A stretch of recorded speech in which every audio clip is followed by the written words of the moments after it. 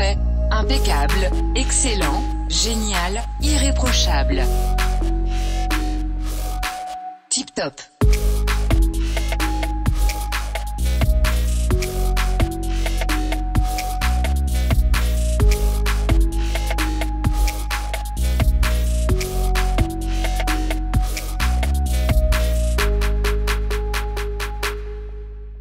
Bonjour à tous, bienvenue à l'émission. Aujourd'hui, on va parler du service à la clientèle. Stéphanie Gagné, vous avez l'achat local comme cheval de bataille. Si vous achetez sur le web, c'est pour encourager une compagnie québécoise. Il ne faut pas vous dire qu'on est adepte d'Amazon, jamais. Bienvenue sur TipTop.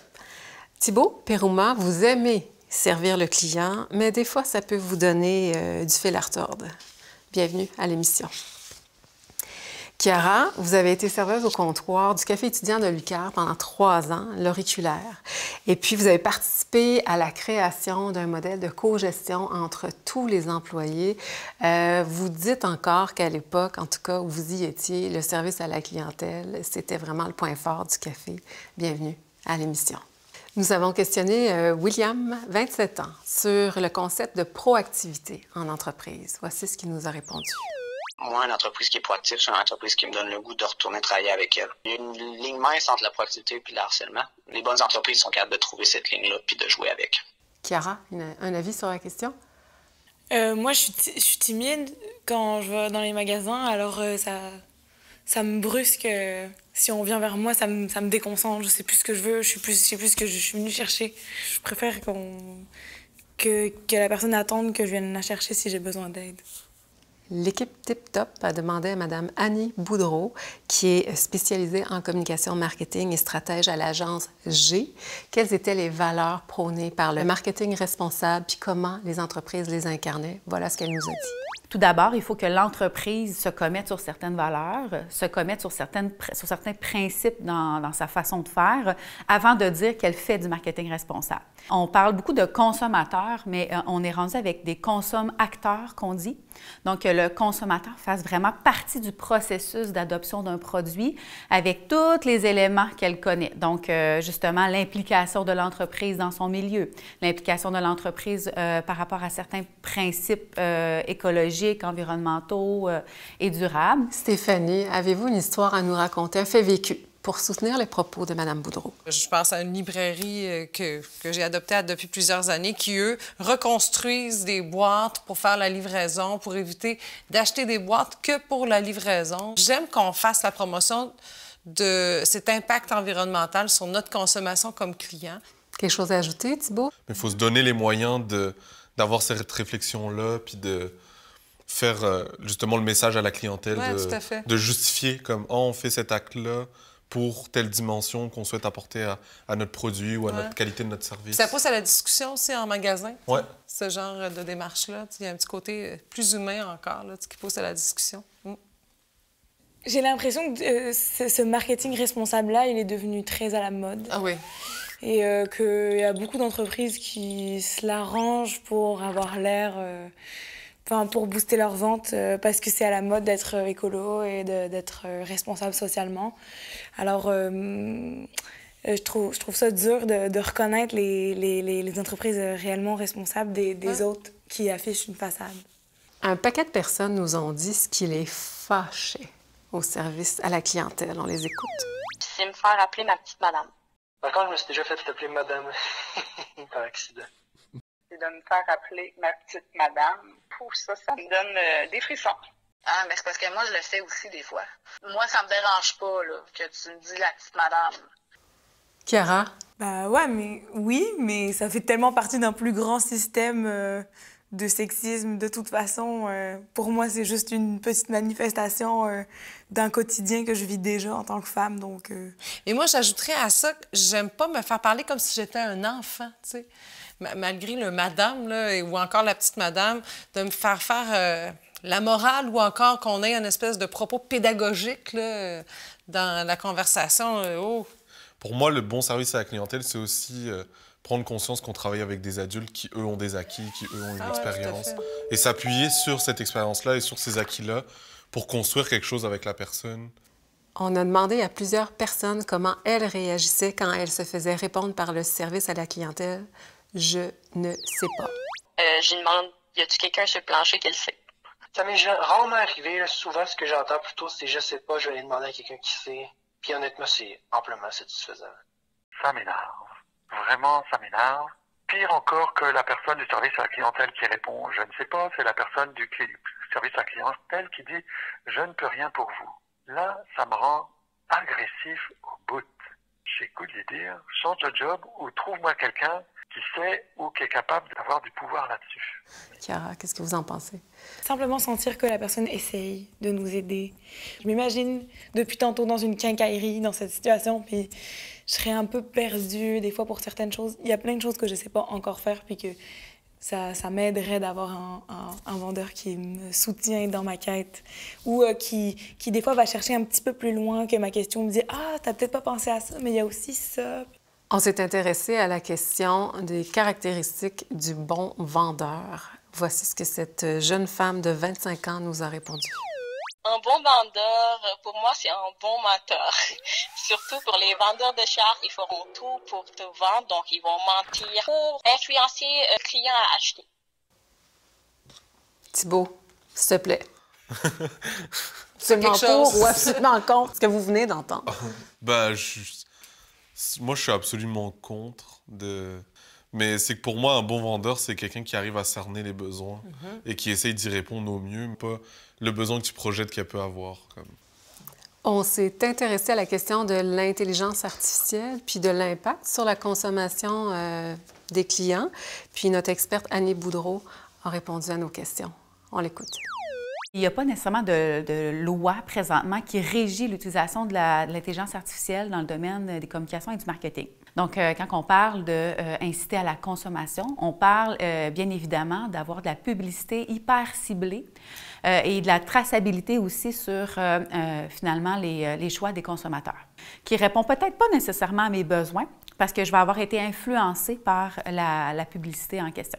Le danger est aussi dans l'éducation des enfants et des adolescents qui vont être des futurs consommateurs, qui ne sont pas nécessairement au courant de tout l'impact de l'intelligence artificielle dans leur quotidien et dans leur choix de consommation. Chiara?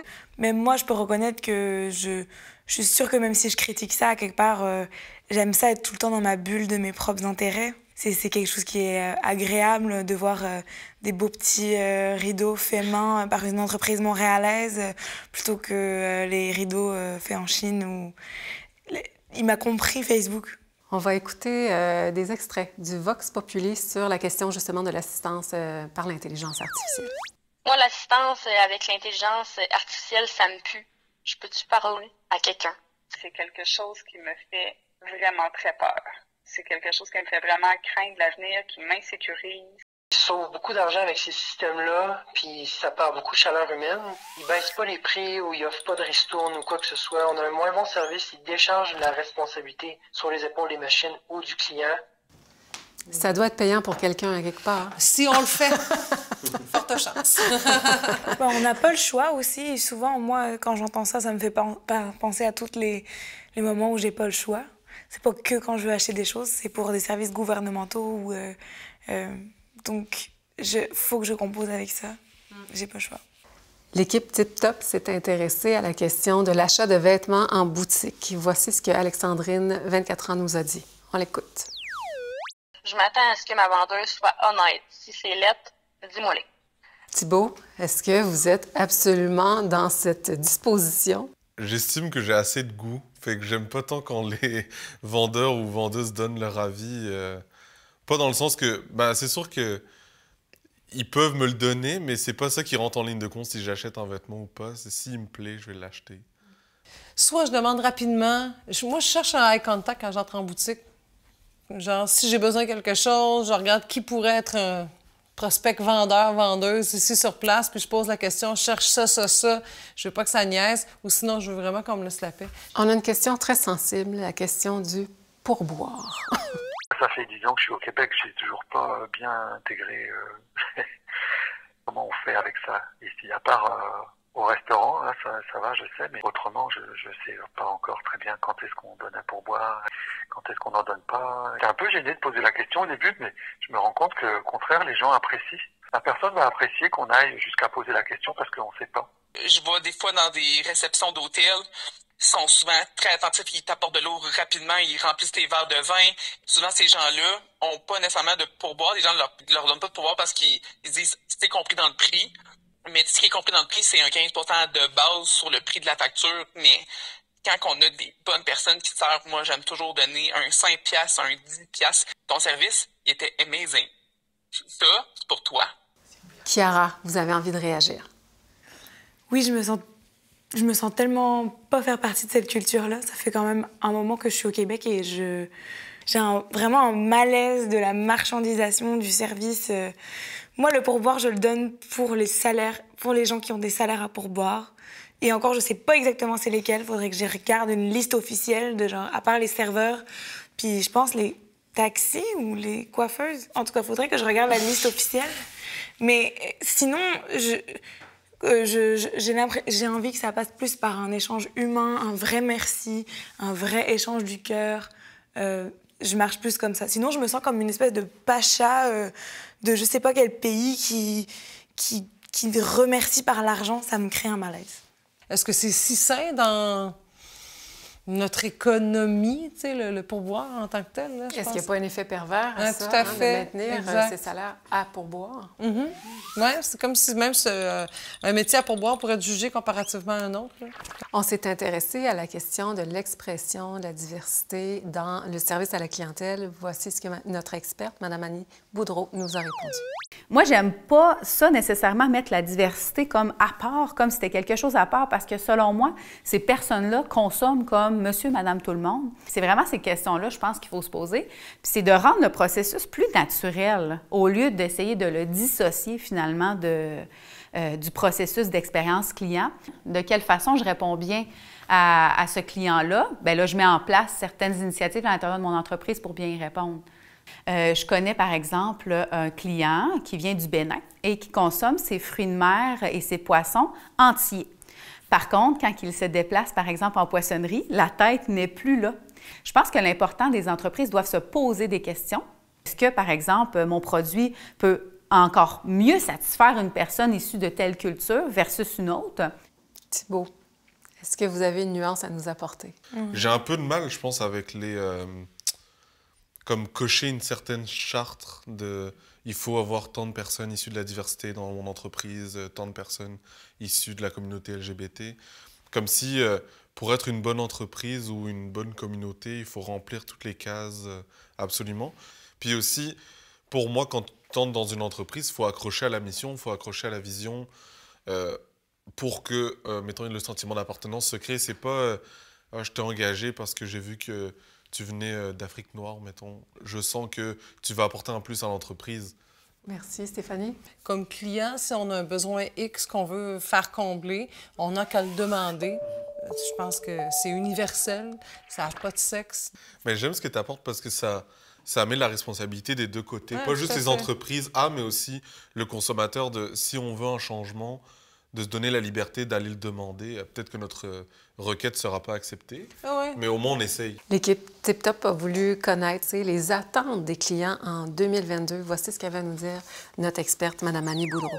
Il y a 10 ans, par exemple, quand on commandait un produit, on s'attendait à le recevoir dans 1-2 semaines. Maintenant, le client peut avoir des insatisfactions s'il ne le reçoit pas dans les 24 à 36 heures. Chiara. Si je suis rendue dans ma vie à attendre que mon truc arrive dans 24 à 36 heures, qu'est-ce que j'ai fait de ma vie, franchement? Par contre, dans la fluidité des systèmes de vente, à m'acheter un petit billet de spectacle Bing Bang en 2 clics sur mon cell, je sais que j'apprécie. On aborde le segment qu'on appelle l'angle mort. On va vous présenter le témoignage très touchant de cette jeune femme de 25 ans. On l'écoute. Et moi, ce qui m'a plus choquée, c'est cette personne-là qui m'a comme traité de pute dans le cadre de mon travail, juste parce que je suis une étrangère. Je me suis déconnectée de la ligne téléphonique. Je ne sais pas qu'est-ce que la personne vit à l'intérieur pour s'en prendre à des gens qui n'ont vraiment rien fait. première chef d'équipe que j'en ai parlé, elle m'a dit, il n'y a pas de problème, c'est pas grave, tu peux continuer. J'en ai parlé à ma vraie chef d'équipe. Elle en a parlé avec mon gestionnaire, fait que mes supérieurs m'ont dit, quand la personne commence à crier, mets fin à l'appel. Parce qu'avant, j'étais patiente d'essayer de diriger mon appel, mais quand ça commence à crier, je mets fin à l'appel, je raccroche. Ça m'a choqué tout d'un coup, mais après, je suis passée à autre chose. Le rendu là, j'en reçois tout le temps des messages, des appels haineux, mais je suis rendue comme blindée, comme je peux le dire, ça me fait plus rien. Peut-être quelque chose que vous aimeriez dire ou une expérience à partager? Souvent, moi, j'associe ça que c'est pas dirigé vers la personne qui appelle, c'est dirigé sur un système qui fonctionne d'une certaine façon, puis que la personne incarne. Comme il y a un détachement à faire entre qu'est-ce qui t'est reproché concrètement dans tes comportements, dans tes actes. Exemple, « Oh, t'as pas été poli quand je suis arrivé. » Ça me concerne directement, mais mettons, je prends l'exemple de l'urgence, et c'est souvent problématique. Puis la personne qui est à la réception de ce système, elle représente comme l'urgence au complet, comme si c'était sa faute que tout soit en retard, mais... Oui. J'ai l'impression qu'il s'agit de se rappeler qu'il y a un être humain de l'autre côté de la ligne. Et j'aime beaucoup ce que Thibaut a dit par rapport au système. Se rappeler c'est le système qui nous oppresse. C'est le système de marketing, d'appels téléphoniques à 7 h le soir qui nous oppresse. C'est pas la personne qui est en train de t'appeler. Se rappeler de ça pour éviter de se bouffer entre nous, alors qu'on devrait mettre notre attention sur qu'est-ce qu'il faut qu'on change plus dans les systèmes.